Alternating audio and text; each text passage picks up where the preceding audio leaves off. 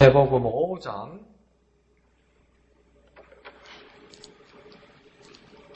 마태복음 5장 38절에서 48절까지 생명의 삶 1월 15일분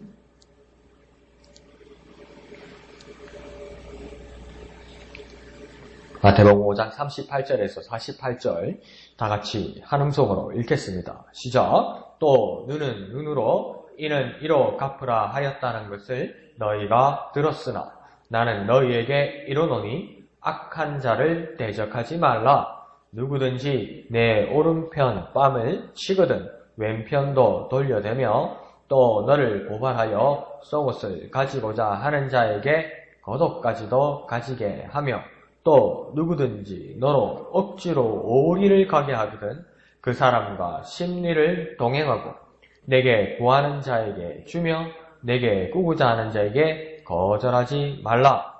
또 내 이웃을 사랑하고 내 원수를 미워하라 하였다는 것을 너희가 들었으나 나는 너희에게 이르노니 너희 원수를 사랑하며 너희를 박해하는 자를 위하여 기도하라. 이같이 한즉 하늘에 계신 너희 아버지의 아들이 되리니 이는 하나님이 그 해를 악인과 선인에게 비추시며 비를 의로운 자와 불의한 자에게 내려주심이라. 너희가 너희를 사랑하는 자를 사랑하면 무슨 상이 있으리요? 세리도 이같이 아니하느냐? 또 너희가 너희 형제에게만 무난하면 남보다 더하는 것이 무엇이냐? 이방인들도 이같이 아니하느냐? 그러므로 하늘에 계신 너희 아버지의 온전하심 같이 너희도 온전하라. 아멘. 오늘의 본문의 말씀은 우리가 익히 많이 들어왔고 이 말씀을 따라 실천하려고 많이 노력했던 말씀입니다. 그러면서 이 본문을 오늘 우리가 다시 한번 묵상해보면서 예수님께서 우리에게 말씀해 주신 깊으신 뜻을 다시 한번 큐티하기를 원합니다. 이 율법에 대해서 예수님은 그 새로운 가르침을 지금 주고 있습니다. 율법이 있고 그 율법에 대해서 예수님이 이 시간 새로운 가르침을 주고 계신데 그럼 우리가 이 예수님의 말씀을 보면서 율법에 근거해서 말씀하시면서도 예수님께서는 그러면 이전의 것을 이 율법을 부정하고 부인하고 새로운 것을 세우는 것인지 안 그러면 두 번째로 생각할 때 그 뜻이 아니면 그에 대한 것에 대한 더한 가르침인지 그러니까 기본에 가지고 있는 율법의 말씀에서 하나님이 이미 주신 말씀에 대해서 모세가 이미 전달해 준 그 말씀에 대해서 그것을 더하기를 원하는 가르침인지 좀 더 깊이 묵상해 보기를 원합니다. 복음에 대한 좀 더 깊은 묵상, 그 이해가 필요한 것 같습니다. 그래서 이 전제의 두 가지 문제는 뭐냐면 기존의 율법에 대해서 부정하고 예수님께서 새로운 것을 세우시는 것인지 안 그러면 기존의 율법에 대해서 예수님께서 더한 것을 요구하고 그 복음을 말씀하시는 것인지에 대한 고민이 우리에게 필요하다는 것입니다. 38절에 보면 눈은 눈으로 이는 이로 갚으라는 그 말씀은 이미 있었고 너희들은 그리 행해 오고 있다고 예수님은 말씀하십니다. 이미 율법에서 출애굽기, 레위기, 신명기 등지에서 이미 유대인들은 알고 있었고 이미 유대인들은 집행해 오고 있었습니다. 그래서 이게 눈으로 당했으면 눈을 한다는 게 쉽게 말하면 누가 나를 잘못 때려서 내 눈이 뽑혔으면 저 사람 눈을 뽑아야 된다는 거죠. 때리다가 내가 얘가 딱 맞아가지고 어금니가 뽑혔으면 기구를 가지고 와서도 그 사람 어금니를 뽑아야 된다는 거죠. 아주 무서운 형법이죠. 그런데 그 당시에 아주 체계화되지 못한 그 고대 사회에서 이 동해복수법, 그러니까 같은 해에 대해서 같은 방식으로 복수해서 이 문제를 해결한다는 이 동해복수법을 지정한 것은 뭐냐면 더한 보복을 하지 못하도록 한 겁니다. 그러니까 그러겠죠. 싸움이 왜 크게 납니까? 애들 싸움이 어른 싸움 된다고 이야기하잖아요. 그죠? 그러니까 애들 싸움에서 그치고 말려야 되는데 뭡니까? 더 감정적으로 막 부모 싸움이 되고 막 집안 싸움이 되고 이런 거 아닙니까? 그러니까 지금 하나님께서 모세를 통해서 율법을 주신 거냐면 그 선에서 멈추라는 겁니다. 사실은요. 그리고 더 권력이 있고 더 힘이 있는 사람이 코피가 한번 났는데 나는 더 권력이 있고 나는 더 힘이 세기 때문에 이 사람 막 호뼈도 내려앉히고 막 눈탱이도 반탱이 만들어버리고 이런 거 안 된다는 거죠. 그걸 막기 위해서 약한 사람, 억울한 사람이 없기 위해서 만들었던 것이 사실은 눈은 눈으로 이는 이로 그렇게 갚으라고 했던 것입니다. 처음에는 좋은 의도였죠. 그런데 이게요. 예레미야서에서도 그렇게 말하지만요. 하나님께서 선한 의도로 사람에게 모든 것을 주셨지만 사람이 악한 마음이니까 모든 것을 막 부패하게 만듭니다. 사람의 악한 마음이. 그러니까 하나님이 선한 의도를 줬는데 이게 막 사람들이 더 잔인해져 가는 거예요. 인정을 베풀 그 뜻이 전혀 없어져 가는 거죠. 그런데 예수님께서는 39절에 뭐라고 이야기하냐면 대적하지 말라 이렇게 이야기합니다. 그러니까 처음에 뭐냐면 이 동해복수법에서는 갚는 것으로 알고 보면 너희들가 갚는 거라고 이야기하는데 동일하게 갚는 거라고 이야기하는데 예수님이 보시는 눈에서는 갚는 것을 자세히 보면 대적하는 것밖에 더 되냐 이러는 겁니다. 대적하게 된다는 건 뭡니까? 적을 만드는 것밖에 더 되느냐.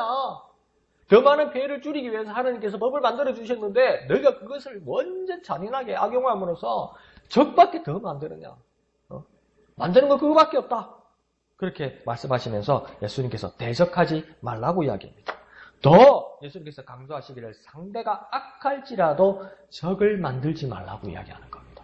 그러면서 더 구체적으로 예수님께서 말씀하십니다. 39절 하반절에 보면 오른뺨을 칠지라도 그 왼쪽 뺨도 대어주라 이렇게 이야기합니다. 근데 여러분 이렇게 가만히 생각해 보십시오. 보통 사람들이 오른손잡이 아닙니까? 그러죠? 오른손잡이가 상대방 뺨을 때리려고 이렇게 저를 한번 보세요. 저를 한번 보세요. 이렇게 오른손으로 이렇게 상대방을 이렇게 탁 휘둘러서 때리면 상대방은 어느 쪽 뺨을 맞습니까? 예? 오른쪽 뺨을 왼쪽 뺨을 맞잖아요. 상대방이 오른손을 휘둘면 그죠? 근데 왼쪽 뺨도 때려야 되는 건 뭐냐면 처음에 오른손을 휘둘면 오른쪽 뺨을 맞았다는 겁니다. 이게 어떻게 가능하냐면요. 이렇게 때렸다는 거예요. 이렇게 손등으로. 이건 뭐냐면 그 당시에도 지금도 그렇지만 상당히 사람한테 모욕감을 주는 겁니다. 막 뭡니까? 옛날에 남자들 어른들 막 상업을 때 에이 이렇게 하잖아요. 막 이러는 것처럼 더 모욕감을 느끼잖아요. 그것처럼 상대방의 뺨을 이렇게 손등으로 쳤다는 겁니다. 상당히 모욕을 줬다는 거죠. 그런데 그런 자에게 예수님 뭐라 하냐면 그 반대편 왼쪽 뺨도 대어줘라. 2번을 마저 줘라는 겁니다. 그 왼쪽까지 시원하게 대어주라는 그 예수님의 말씀이 어떤 뜻일까요? 어떻게 그렇게 할 수 있을까요? 그런데 사실은 우리가 세상을 살아가고 사회를 살아가고 내 마음도 내 양심도 그렇게 살아갈 수 있는 방법이 그게 아니라는 거죠. 그죠? 내가 당한 만큼 법적으로 그에 대해서 대처하고 처벌 주는 게 맞다는 거 아니에요. 근데 예수님은 뭡니까? 그렇게 하지 마라. 적밖에 더 생기느냐. 왜 적을 만드느냐고 이야기하는 거예요. 갚는 게 아니고 적이라고 그러면서 예수님은 더 나아가서 뭐냐면 네 뺨을 때리거든 반대쪽도 대어주라는 거예요. 널 모욕하면서 때린 자에게도 대어주라는 거예요. 그러면서 40절은 예수님께서 송사당하고 고소당하고 재판에 휘말린 사람이 있을 것 같습니다. 그렇게 말하면서 어쩐지 억울하고 그 억울함에 사건이 엮인 것 같습니다. 그래서 그 대가로 재판을 해서 억울하게 재판을 졌단 말이에요. 억울하게 재판을 져서 배상하고 물려주라고 그랬다는 거예요. 그래서 예수님께서 뭐라고 하냐면 속옷을 요구하는 자에게 겉옷까지 주우라고 예수님께서 이렇게 말하는 건 뭐냐면 왜 속옷을 내어놓으라고 이야기하겠습니까? 그 당시에는 그 이스라엘 사람들이 이 옷이 재산이죠. 옷이 재산이다 보니까 뭡니까? 배상을 해라 할 때 돈이 없으면 옷을 벗어줘야 되는 거예요. 옷을. 근데 이 이스라엘 땅에 뭡니까? 이 낮에는 한참 덥고 밤에는 그렇게 추우니까 이 겉옷이 어떤 옷이냐면요. 이 햇빛을 가리는 그 뭐랄까요? 방열이라 해야 되나? 방열을 할 수 있는 옷이 되고 밤에는 이불이 되는 겁니다요. 그래서 이게 잘못하면 이 목숨에 위해를 가하는 겁니다. 여기 옷이 없으면. 그래서 율법에도 뭐라고 이야기하냐면 너희가 혹여나 다른 사람에게 돈을 빌려주고 담보를 잡는데 겉옷으로 담보를 잡았거든. 밤이 되기 전에 뭐라고 이야기하냐면 돌려주라고 이야기합니다. 법이에요. 하나님의 법이에요. 왜요? 얼어 죽는다 그 사람. 얼어 죽는다. 그런데 지금 뭐라고 이야기하냐면 그거보다 더 비싼 옷이 사실은 뭐냐면 속옷입니다. 당시에. 근데 이 속옷을 달라는 자에게 겉옷까지 내어주어라. 대가로 속옷을 달라는 사람이 있느냐? 그러면 겉옷까지 내어주어라. 그렇게 말씀하고 있습니다. 그러니까 뭡니까? 우리말로 누구 홀랑 다 뺏겨 먹었다고 그러잖아요. 그런 소리는 들어봤어요. 그죠? 오늘 누가 한턱 낸다가 하면 이 사람 오늘 홀랑 다 뺏겨 먹어야지 이러잖아요. 근데 남이 뺏겨 먹은 게 아니고 예수님은 뭐냐면 네가 스스로 모든 것을 다 내어주어라고 예수님께서는 말씀하십니다. 41절에 보면 억지로 오리를 가게 한다는 말은 우리 큐티의 왼쪽 밑에도 그렇게 되어 있지만 당시의 지배층이 로마 군인이 그 피지배국인 식민지인 사람에게 어떤 복역을 시킬 수 있었습니다. 그래서 식민지 사람에게 강제징용하거나 길 안내를 요구하거나 물건을 옮기게 할 때 억지로 그 시킬 수가 있는 겁니다. 그러니까 내가 제가 여기 6대 앞에 뭐 세계로 약국 앞에 내가 내렸다고 치자고요. 무거운 짐을 탁 들었어요. 그 내가 로마 군인이다. 우리 지수미 집사람이 다리가 아파서 그렇게 겨우겨우 걷는데 지수미 집사람은 식민지국에 있는 사람이고 나는 로마 군인이라 이리 오라 그래가지고 우리 집까지 이 짐 옮기라고. 그러면 법으로 들고 가야 되는 거예요, 이게. 이게 얼마나 억울합니까? 이게 얼마나 말도 안 되는 겁니까? 근데 법이라요. 근데 뭐라고 이야기합니까? 걸어가다 보니까 아유 이분이 아파. 그러니까 뭡니까? 됐다. 진구에서 내려주시오. 나머지는 내가 들고 갈게요. 그러니까 뭐냐면 예수님께서 하시는 말씀은 여자돈까지 들어가 주라. 이게 가능한 일입니까? 이게 얼마나 억울하고 기가 막힌 일입니까? 근데 예수님은 2배 더 가주어라. 자, 이렇게까지 하나님의 율법은 요구한 적이 없습니다. 그런데 예수님은 그보다 더해 주라고 이야기합니다. 예수님이 이렇게까지 말씀하시니까 이 비뚤어진 시각으로 예수님을 보던 유대인들은 뭐라고 이야기하냐면 그가 율법을 폐하러 왔다 이렇게 이야기하는 거예요. 그런데 우리가 이번 주간에 큐티를 하면서 마태복음 5장 17절에서 배운 것처럼 예수님은 뭐라고 이야기하냐면 나는 율법을 폐하러 온 사람이 아니라 오히려 율법을 완전하게 하러 왔다고 예수님은 말씀하십니다. 이 말은 무엇입니까? 율법을 완전하게 하는 것이 예수님의 말씀이고 곧 복음이라는 겁니다. 그래서 예수님께서는 제자들에게도 그렇게 말씀하셨습니다. 너희의 의가 율법사나 바리새인보다 더 완전하지 않으면 결탄코 하나님 나라에 합당하지 않다고 이야기합니다. 그러면 율법보다 더하는 것이 예수님의 가르침이라는 것입니다. 예수님을 따르는 자만이 하나님 아버지께 갈 수 있다는 겁니다. 그러면 예수님의 말씀에 가장 키가 되는 것은 뭡니까? 더 쉽게 말해볼까요? 더 해주라는 겁니다. 더 해주라는 겁니다. 복음은 뭡니까? 더 해주라는 겁니다. 세상이, 사회가, 사람들이, 심지어 악한 사람들조차 우리에게 기가 막힐 정도로 요구할 때, 억장이 무너질 정도로 어거지를 부를 때, 정말 말도 안 되는 것을 우리에게 청구할 때, 우리는 그것보다 더 해주는 모습이 예수님을 닮은 율법을 완성해가는 복음의 모습이라는 겁니다요. 예수님 그렇게 하라는 겁니다. 그러니까 썩이 썩을 수 있다. 썩이 썩을 수 있다. 정말 말도 안 될 거다. 말도 안 될 거다. 근데 더 해주어라. 우리가 큐티하면서 이야기 나눴잖아요. 그렇죠? 여러분은 정말 믿음이 신실해서 하나님이 불러가셨다. 그 말이 맞죠? 왜 예수님이 아버지 요셉은 그렇게 젊어서 죽었을까요? 그렇게 복받은 사람인데 마태복음에서도 의로운 사람이라고 이야기했잖아요. 그죠? 요셉을 의로운 사람이라는데 왜 그렇게 그 사람이 일찍 죽었을까요? 저는 순전히 저 혼자 어거지 큐티로 뭐라고 이야기했습니까? 썩이 썩어서 일찍 죽었다고 그랬어요. 얼마나 스트레스가 심했겠어요. 멀쩡한 총각이 약혼한 여자가 보니까 배가 불러와. 그래서 내가 좋게 하려고 살짝 그냥 끊으려고 그랬는데 막 천사가 나타나가지고 데리고 가서 네 마누라 삼고 네 아들이라고 그래. 얼마나 말 못하고 속상했겠어요. 제 말이 진리가 아닙니다. 제 큐티가 얼마나 속상했겠냐고요. 얼마나 스트레스 받았겠냐고. 집사님 그걸 아들이 엄마한테 가서 이야기할 수 있겠어요? 엄마 며느리가 사실은 내 마누라가 난 첫째 애다. 엄마 내 애가 아니요. 그거 엄마한테 말할 수 있어요? 어떻게 엄마한테 말해요?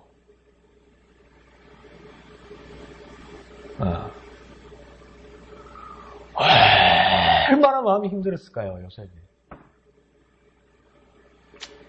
그래서 이 진단하면 나올 거예요. 스트레스로 인한 과로, 암 이렇게 나왔을 거예요. 예수님 뭐라고 합니까? 그렇게 힘들어도 더 해주어라. 우리 아버지 요셉도 그걸 감당했더라. 나도 그걸 이제 감당할 것이다. 더 해줄 것을 감당할 것이다. 정말 억울해도 더 해주는 그 모습에 너희들은 나 예수 그리스도를 닮은 것이고 율법을 완성하는 복음의 사람이 될 것이다. 예수님 그렇게 말씀하시는 것입니다. 어렵지요. 간단한 말씀이었는데 강 목사가 너무 꼬아난 것 같습니다. 죄송합니다.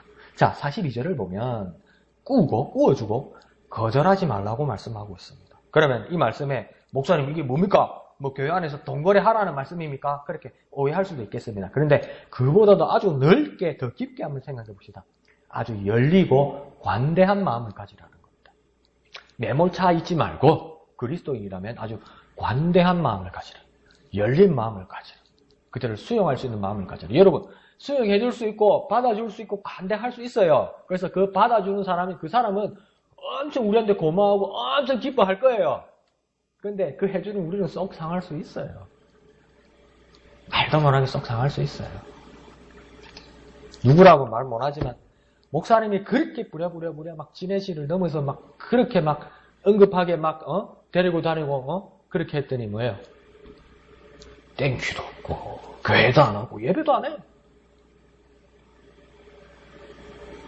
그리고 아프고 힘들면 동사무소 가서 앞에 가서 그냥 넘어지지. 저는 그렇게 생각해요. 그런데 뭡니까? 목사님은 그 말씀 안 하세요. 왜? 더 해주고 싶지. 그게 예수님을 닮은 모습입니다. 그러니까 얼마나 속상하겠어. 그러니까 우리끼리는 정말 위로하고 다 서로 위해서 기도해줘야 돼요. 우리 교인들끼리 뭐가 어떻고 그러면 안 돼. 다 주님의 뜻을 따르면서 십자가를 지고 무거운 짐을 지고 막 주님을 따르는 분이에요. 저와 여러분은.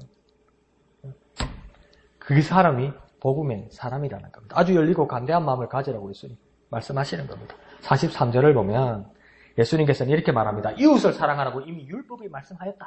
맞습니다. 이미 성경은 이웃을 사랑하라고 율법이 말씀하였습니다. 나의 마음에 맞고 나에게 친절하고 나의 가까운 사람을 사랑하는 것은 당연한 화평의 이유입니다. 그리고 원수는 당연히 미워하고 경각심을 가지는 것, 그게 당연한 겁니다. 율법도 하나님을 통해서 그렇게 하나님께서도 율법을 통해서 그렇게 말씀하셨습니다. 그런데 44절에 예수님이 더하여서 뭐라고 이야기하냐면 원수를 사랑하고 박해하는 자를 위해서 기도하라고 말씀하십니다. 예수님은 뭐라냐면 나의 안녕, 나의 안정, 나의 안보를 위해서 내가 살아가는 것, 그리고 나에게 이익이 되고 나에게 도움이 되고 나에게 힘을 주는 사람, 그 이웃을 사랑하는 사람을 더 늘리는 것, 그거 좋은 것인데 더 나아가서 나의 원수와 나의 박해하는 사람을 변화시켜서 네 이웃을 만들고 너의 사랑하는 사람을 만들어라는 겁니다. 괜찮은 사람, 좋은 사람하고 친해지는 거, 그거 너를 위해서 참 좋은 거고 화평한 일을 위해서 참 좋은 건데 예수님께서 내가 너희에게 기대하는 것은 뭐냐면 너에게 원수가 되고 너를 박해하는 사람들을 변화시키기 위해서 사랑하여서 이웃을 더 만들어서 더 누리고 더 누리라고 예수님께서 말씀하시는 겁니다. 그것을 확장해 나가야 된다고 말하는 것이죠. 그러니 이웃과 친구들과 가족들과 교회 지체들을 서로 사랑하십시오. 그리고 더 나아가서 나의 원수와 나의 박해자마저 사랑하고 기도하면서 그들을 변화시키고 우리 이웃을 확장해 나가야 되는 것입니다. 그러면 나의 이웃을 사랑하는 것은 당연한 것이고 나의 이웃이 될 사람을 사랑해야 됩니다. 이제는요. 나의 이웃이 될 사람을 위해서 기도해야 되는 겁니다.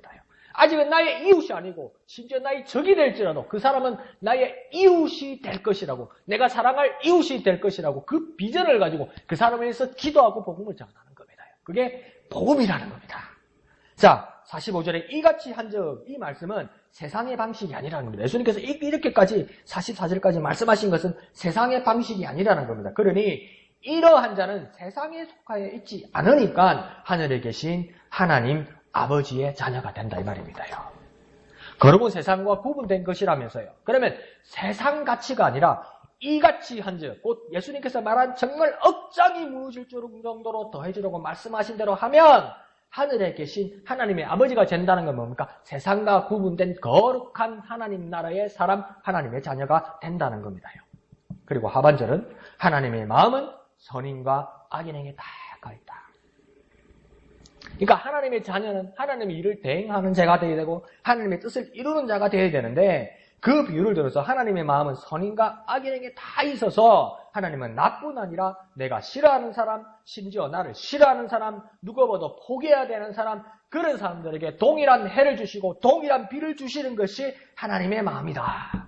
하나님의 마음은 내가 싫은 사람, 내가 싫어하는 사람, 내가 싫어하니까 하나님 난 저 사람 싫어요. 그러니까 하나님 이 아들 그러니까 나도 니하고 똑같아. 나 저 사람 싫어. 하나님 마음은 그렇게 할 수가 없다는 거예요.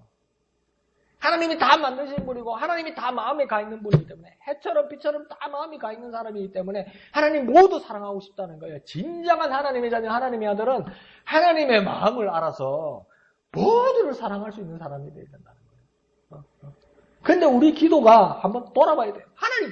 하나님 내 마음 좀 알아주세요. 하나님 내 마음 좀 알아주세요. 하나님 오래되셔서 잘 안 들리시나요? 하나님 내 마음 좀, 내 마음 좀, 내 말 좀 들어주세요.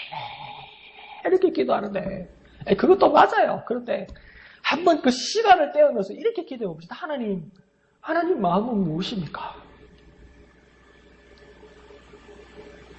하나님 마음은 무엇입니까? 하나님 소원은 무엇입니까? 다시 한번 말해볼까요? 하나님 정말 기뻐하시는 일이 무엇입니까? 그거 물어보고요. 그것을 듣고요. 그대로 한번 행해볼 수 있어야 될 것 같습니다. 우리가요. 그것이 하나님의 마음이랍니다. 자, 우리 삶을 한번 돌아봅시다. 원수같이 싫은 사람이 있습니까? 나를 미워하는 사람이 누구입니까? 하나님은 그들에게도 은혜 베푸시기를 원하십니다. 그러면 우리가 하나님의 사람이라면 그 하나님의 마음을 전하는 저와 여러분이 되어야 합니다. 머리에 마음에 한번 가만히 생각해 보시죠. 내가 정말 미워하는 사람, 내가 정말 싫어하는 사람 저도 있어요. 그런데 뭡니까? 하나님의 마음은 그들에게도 은혜 베푸시기를 원하십니다. 그러면 그대로 행하는 저와 여러분 되시기를 부탁드립니다. 자, 46주는 당시 이스라엘 사람들이 부도덕하고 나라를 등진 사람이라고 비방하던 그 세리들도 뭘 한다고 이야기하냐면 가족이나 친구나 호감 가는 사람을 사랑한다고 이야기합니다. 세리들도 그런다. 세리들도 가족 챙기고 친구들하고 호감 가는 사람들하고 사랑하고 잘 지낸다. 그러니까 예수님이 우리들과 그 제자들과 그 당시 사람들에게 하는 질문은 뭐냐면 그러면 너희들은 그들과 차이가 없지 않느냐. 세리들처럼 친구 사랑하고 가족 사랑하고 호감 가는 사람은 잘 지내고 그거 세리들도 그런다 야. 너가 그렇게만 한다면 세리만큼만 한다면 너희가 그들과 구분되는 게 그들과 차이가 어디 있느냐. 누가 하나님의 사람이라고 그러겠느냐. 이웃하고 잘 지내고 엄마 아빠하고 잘 지내고 아들 딸 사랑하고 남편 아내 사랑하고 그거 하나님 몰라도 하는 거야. 그렇게 말씀하시는 거예요. 심지어 나쁜 사람이랑 세리도 그렇게 해. 그러면 세상과 무슨 차이가 있느냐? 예수님 그렇게 물어보시는 거예요. 아니, 너희가 하나님의 자녀라고 이야기하는데 너희가 내 형제라고 이야기하는데 그 차이점이 뭐냐? 이렇게 이야기하는 거예요. 그 구분점이 뭐냐? 내 마음에 하나님이 계시고 그건 예수님. 아니 그거 말고 진짜 뭐냐고 물어보는 거예요. 내 마음에 주님을 모셨어요. 주님 아시잖아요. 아니 나 예수님 진짜 냉정하게 말씀하세요. 이럴 때는 그래 뭐냐고 보이는 게 뭐냐고 물어보는 거예요. 예수님 영적인 거잖아요. 아니 오늘 질문은 뭐냐고. 아니 보이는 게 뭐냐고 이렇게 물어보는 거예요. 예수님 영적으로 내 마음에 주님을 믿었잖아요. 아니 그걸 예수님 딱 눈 똑바로 또 물어봅니다. 아니 보이는 게 뭐냐고 이렇게 물어봅니다. 47절에는 한 번 더 예수님 말씀하십니다. 이방인들도 그 형제는 챙기고 무난하고 보살피는데 그것하고도 똑같다면 더 나은 그리스도인이라는 증거가 어디 있느냐. 증거를 물어봅니다. 증거를 대라고. 증거를 대. 내 마음이 있습니다. 아니 증거를 대. 그래요. 증거를 대. 그러면서 예수님 손을 보일 수도 있어요. 여러분 오늘 다 잊어버리도 이거 한번 생각해보세요. 예수님께서 우리에게 나타나서 이러는 거예요. 손을 보이면서 증거를 대. 만져주고 보여주는 이 증거를 대. 하나님의 자녀라는 이 증거를 대. 이렇게 예수님께서 손을 내어놓으면서 증거를 대라고 그러면 뭐라고 답할 거냐. 내 마음에요. 아니 예수님 증거를 대. 증거를 대라고. 나는 그렇게 증거로 너를 사랑하고 증거로 몸소 보여주는데 왜 그걸 모두 영적이고 보여주지 않는 거라고 모두 다 싸버리면 안 돼. 예수님 뭐라고. 증거를 대. 나도 보여줬잖아. 그러니까 너희도 증거를 대. 그렇게 말씀하시는 겁니다. 48절은 세리나 이방인들보다 우리는 더 나아야 된다고 예수님 말씀하십니다. 그래서 온전해져야 된다고 이야기합니다. 어디까지 온전해져야 된다고 말씀하시냐면 하늘에 계신 아버지 하나님만큼 온전해져야 한다고 이야기합니다. 아니 하나님만큼 어떻게 온전하고 이룰 수 있습니까? 가능합니까 여러분? 하나님만큼 온전할 수 있습니까? 이거 불가능한 이야기예요. 그러면 우리가 한 단계 한번 일단 낮춰봅시다. 하나님만큼 온전하다고요? 이건 안 돼요 하나님. 그런데 하나님은 계속 요구하셨고 예수님은 다시 한번 요구하시고 베드로도 다시 한번 요구를 해요 우리에게. 그런데요 아무리 생각해도 하나님만큼 온전할 수 없어요. 그래서 불가능해요. 그럼 한 단계 낮춰봅시다. 우리의 비교의 대상이 되는 세리나 이방인들과 한번 비교해봅시다. 그러면 세리나 이방인보다 더 나은 의로움은 어떻게 가능합니까? 여러분 세상 사람보다 더 나은 의로움은 무엇입니까? 자 하나님만큼 갈거는 우리가 꿈은 못 꿀 것 같아요. 그러면 자 세리나 이방 세상 사람들 정말 매몰찬 사람만큼 나은 우리의 의는 어떤 것입니까? 상대가 원하고 기대하는 것보다 더 해주는 겁니다. 기억하십시오. 더 해주는 겁니다. 그리고 이웃을 넘어 원수를 사랑하고 박해자를 위해서 기도하는 겁니다. 더 해주고요. 원수를 사랑하는 겁니다. 더 해주고요. 내 싫어하는 사람을 이웃으로 바꾸는 그 사랑을 실천하는 겁니다. 그렇게 한다면 우리가 꿈도 못 꾸던 하나님의 온전하심을 향해서 나아가는 겁니다. 예수님께서 우리에게 기대하시는 아버지의 하나님의 온전하심을 향하여 닮아가는 겁니다. 그러니까 너무 하나님만 딱 기준치에 지어놓으니까 이건 안 돼요, 목사님. 하나님만큼 어떻게 온전하지? 에이, 안 돼요. 그러니까 안 하는 거예요, 아예 막. 아예 안 하는 거예요. 에이, 일찌감치 포기해야 돼요, 목사님. 하나님 온전하지 안 돼. 꿈도 크지 말고요. 쳐다보면 맘만 상해요, 목사님. 그러니까 생각도 하지 마요. 안 하면 참 편해요. 그러니까 큰일 난 거예요, 이게. 그러니까 뭡니까? 하나님만큼 온전해지기 위해서 하나님의 온전하심만 바라볼 것이 아니라 우리만큼 세상 사람들의 어떤 모습을 발견하면서 그보다도 더 나은 온전함으로 나아가는데 그것은 무엇입니까? 이웃을 사랑하는 것을 넘어서 원수를 사랑하고 그들이 원하는 것을 더해줄 때 우리는 하나님을 닮아가는 겁니다. 그게 예수님이 말씀하신 율법을 완성하시는 것이고 복음입니다. 예수님 분명히 말합니다. 오늘도 딱 나타나가지고 누구야? 증거를 대. 딱 눈만 해주면서 증거를 대면 내 마음에 그럼 예수님 아니야. 증거를 대. 에이 내가 믿었잖아. 내 마음에 주님 살아계시는 예수님 다시 말합니다. 증거를 대. 아니 내가 증거를 보여주고 사랑했잖아 널 십자가로. 그러니까 너도 증거를 대. 그 증거를 보여주는 저와 여러분 되시기를 거룩하신 예수님의 이름으로 축원드립니다. 이 시간 기도하겠습니다. 거룩하신 아버지 하나님 은혜를 감사합니다. 더해주고 원수를 사랑하고 박해자를 위해서 기도하여서 주 예수님께서 말씀하신 것처럼 율법을 폐하는 것이 아니라 율법을 완성하는 복음의 사람이 되게 하여 주옵소서. 하나님의 온전하심까지 닮아갈 수 있도록 하나님 우리에게 축복해 주셔서 하나님의 온전하심을 향해 나아가기 위해서 정말 상대가 원하는 것을 더 해주고 또 박해자를 위해서 기도하고 원수를 사랑하는 우리의 모습이 되게 하여 주옵소서. 세리와 이방인들을 넘어서서 하나님의 온전하심을 향해서 닮아가며 나아가는 우리에게 축복하여 주옵소서. 이웃을 찾게 하시고 그들에게 실제로 행하게 하여 주옵소서. 예수님 날마다 우리에게 나타나셔서 증거를 대라고 말씀하실 때 그 증거를 보여드리는 우리가 되게 역사하여 주시옵소서. 거룩하신 예수님의 이름으로 간절히 기도하옵나이다. 아멘. 예, 이 시간 기도하실 때 말씀을 생각하시면서 기도하시고 또 진해 지역 복음화를 위해서 기도해 주시기를 부탁드립니다. 오늘 주일 153 전도대회 있습니다. 이 결산을 위해서 열심히 전도하시고 또 이웃을 초청하고 또 복음의 열매로 하나님 앞에 영광 돌리는 저와 여러분 되시기를 부탁드립니다. 오늘 밤 10시 금요 기도회 있습니다. 모두 참여하셔서 은혜 받으시길 부탁드립니다. 그리고 각자의 사역지에서 사역하고 교회를 위해서 헌신하는 모든 분들을 위해서 기도해 주시기를 부탁드립니다. 주일 예배를 위해서, 찬양대를 위해서, 특별히 말씀을 전하시는 담임 목사님을 위해서 기도해 주시길 부탁드립니다. 큐티 나눔 모임과 오후 예배를 위해서도 모두 기도해 주시고 각자의 기도의 제목을 가지고 이 시간 다 같이 기도하겠습니다. 거룩하신 아버지 하나님, 은혜를 감사합니다.